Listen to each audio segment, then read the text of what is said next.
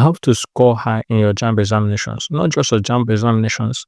These tricks I'm going to share with you in this video are going to be helpful for you in any examination that you're going to write, be it JAMB, aptitude test, or any other examination at all that you're going to write, especially if it is computer based.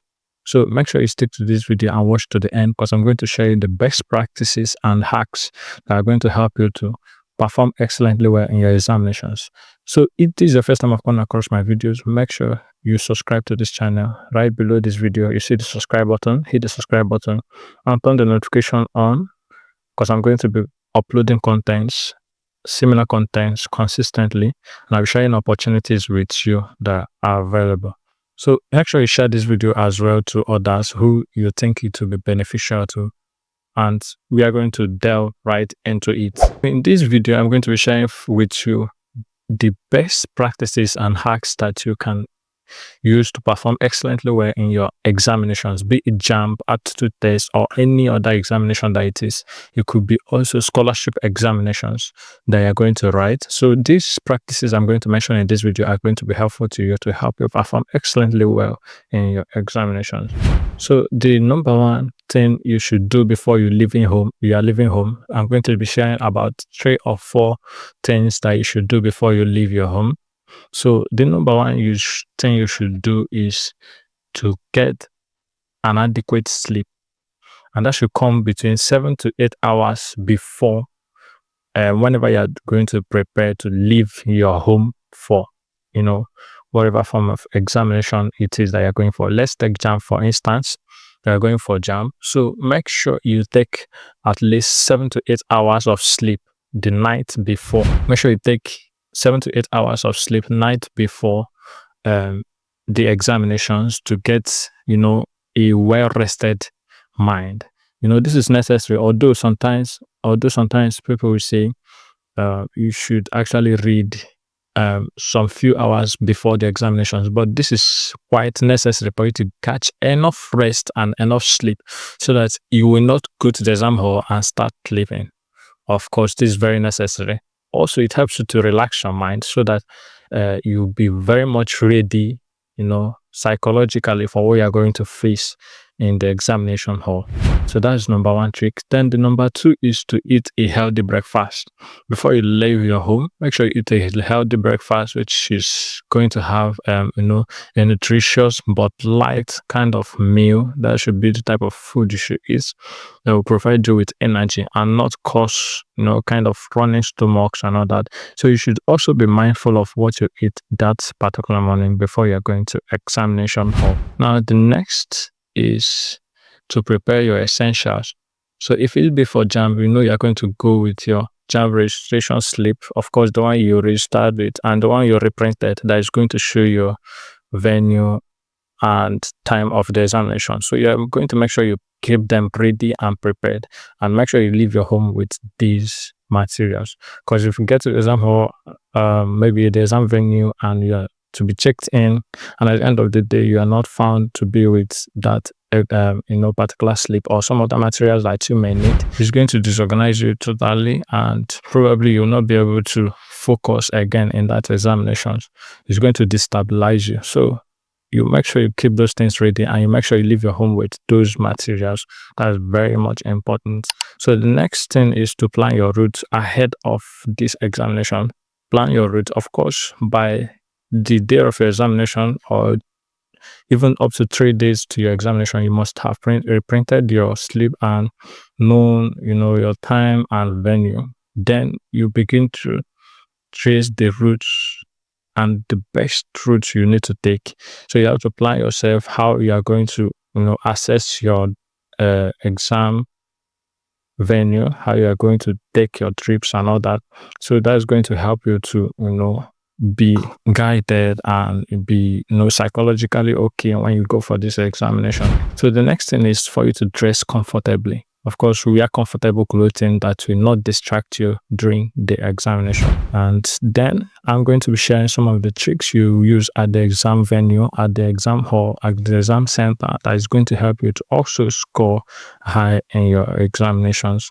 So the first thing is to arrive early. Of course, you should leave your home very early and make sure you get to the exam venue early enough before the time of the exam. It helps you to become familiar with the environment prior to the start of the examination. Helps you become comfortable with the environment, because it could be a strange environment that you've not been to before.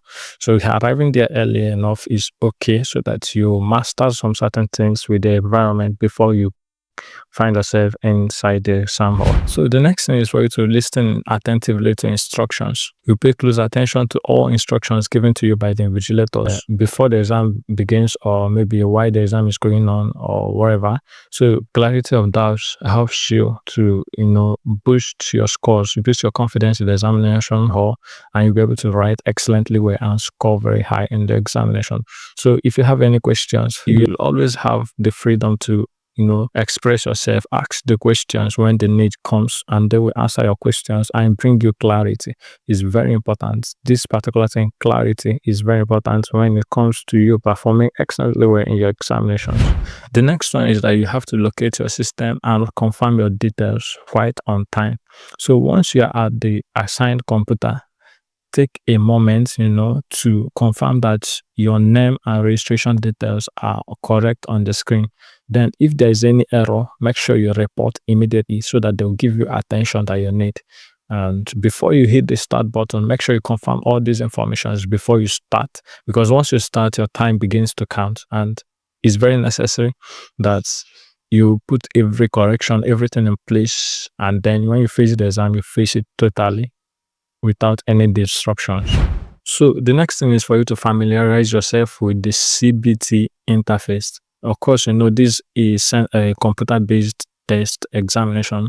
So you have to familiarize yourself with the interface first. First of all, before you start the examination, before you hit the start button, take a quick look at the exam interface. Understand how to navigate between questions, select answers, and use any available tools like the on-screen calculator if they allow you to do that.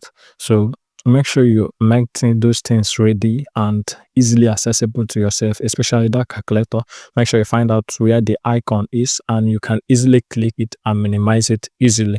It's going to help you to perform excellently well. Remember that this examination is timed and you're working with time.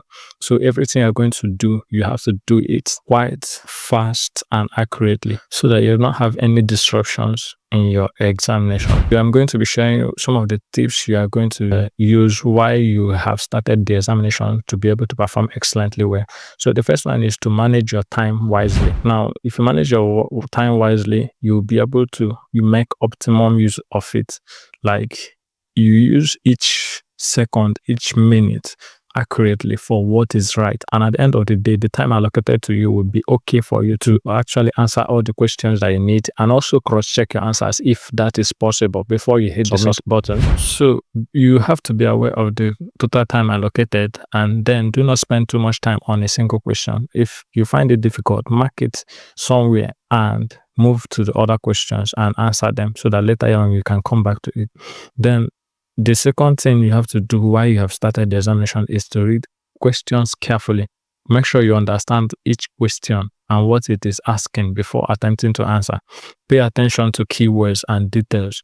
Make sure you understand the question very well. Do not be in a hurry to answer the question.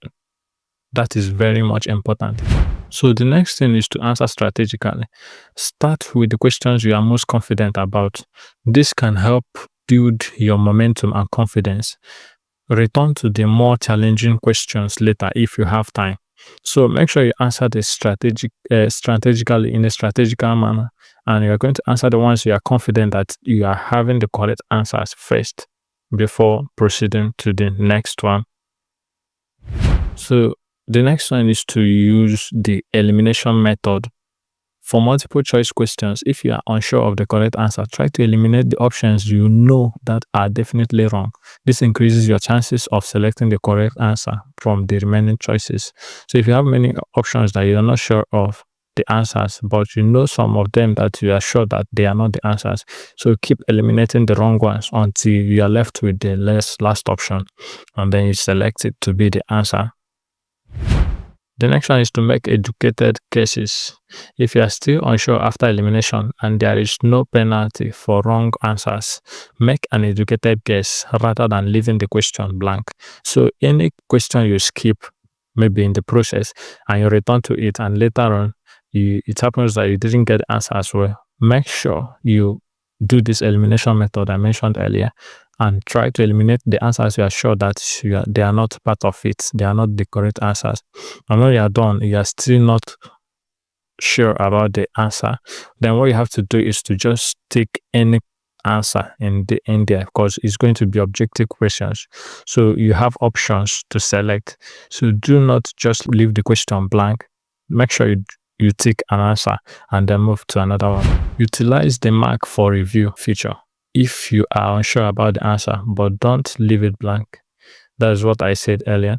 Then the next one is don't panic. While the examination is going on, make sure you are comfortable. Make sure you do not panic. Make sure you relax your mind and focus on the examination. If you encounter a difficult question, don't let it throw you off. Don't let it throw you off balance. Take a deep breath, refocus, and move on. Remember that there will be other questions you can answer correctly. So don't let the ones you don't know discourage you or make you lose focus or confidence while you are answering the questions or while you're taking the examination. Then the next one is to avoid distractions and malpractice.